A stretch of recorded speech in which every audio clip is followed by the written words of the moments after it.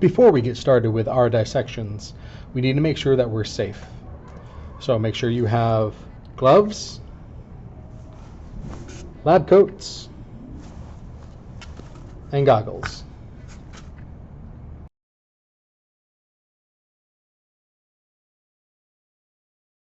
Now, let's get to the dissection. Get your fetal pig and place it on its side.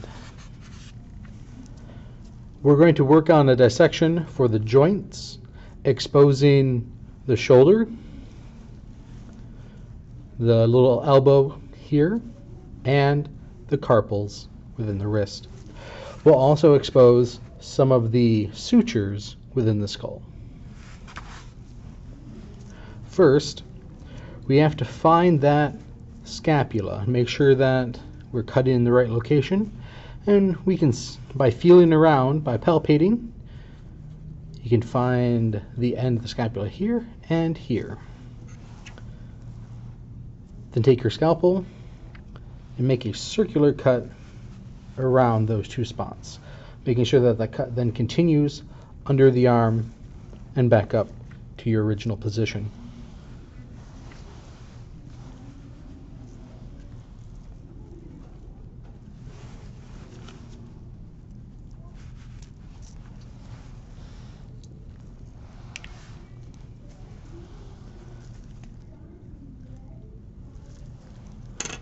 Now all the skin is cut. You can easily peel that skin away. This separates itself away from the muscles. And then it'll strip itself from the rest of the limb.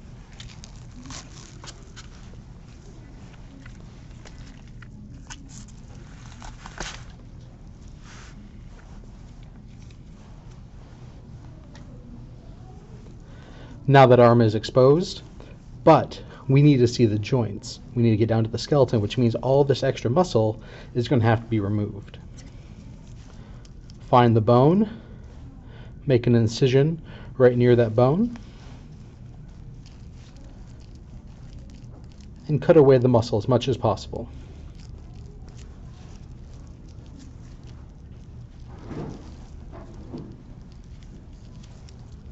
This process might take a while. Make sure that you're safe while doing it.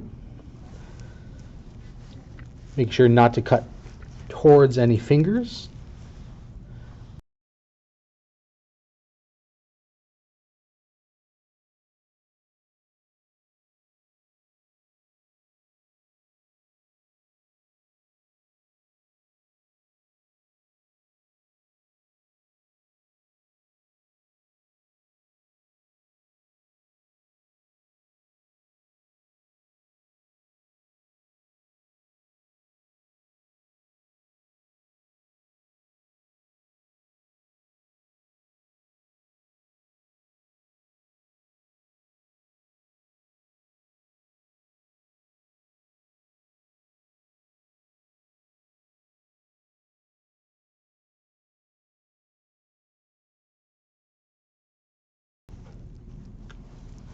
Now the carpals here be a little bit more difficult. You might just have to take thin shavings with your scalpel.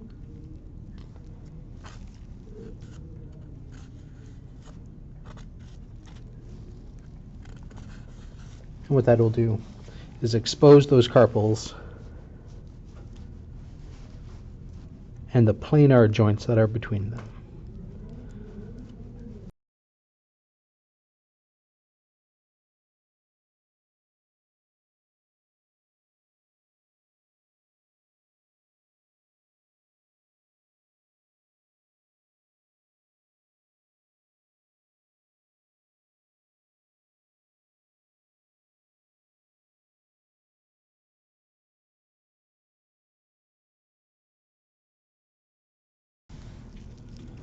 So now, if we look at these carpal joints, you can see as they move, they start to separate.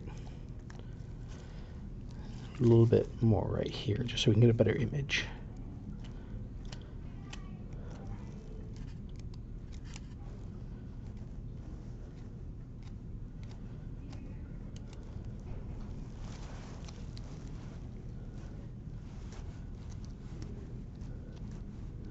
And that separation, those are all planar joints. They cause this nice gliding movement so that the wrist can move. Now if we come up here, this is that elbow that we exposed.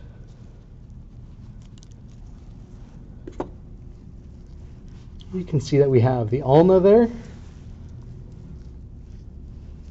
this nice crescent shape that is going to ride around that trochlea of the humerus. And that joint is then going to be a hinge causing flexion extension.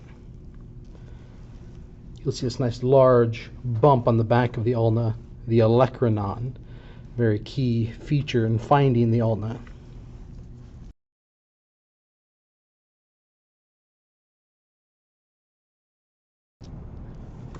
Now we can see that really nice ball and socket. And that's the head of the humerus, the ball, and then that opening there is the glenoid cavity, the socket that it will then set into, held together by all these muscles. Ball and socket causes this multi-axonal movement. Hinge causes this flexion. And these carpals are causing a gliding movement. These are 3 synovial joints. Now let's look at a fibrous joint. Let's look at the sutures of the skull. So now what we're going to do is come to the top, the dorsal side of the pig, on its anterior port, on its head. We're going to remove the scalp so we can then see the sutures. What we're going to do here is we're going to cut across the top of its nose, above the eye,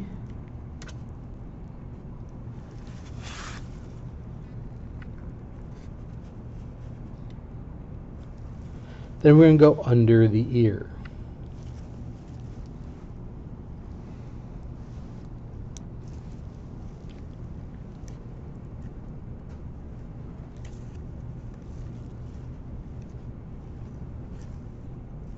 As we go under the ear, you might see the external acoustic meatus, or the ear canal.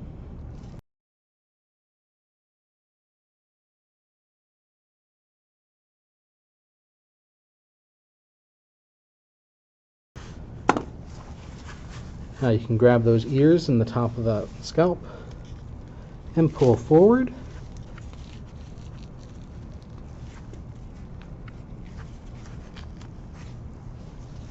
So that you can remove this and expose the sutures on the top of the skull here.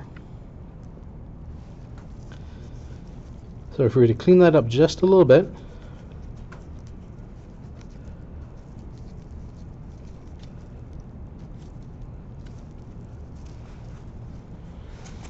you can then see this sagittal suture running down the middle,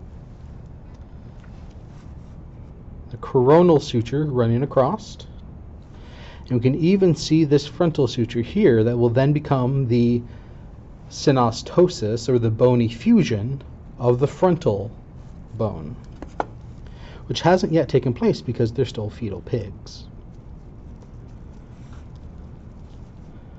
So we have fibrous joints, synovial joints. There's also cartilaginous joints. They're a little more difficult to get to, and we will not perform that dissection here. Now, you can put your pig away.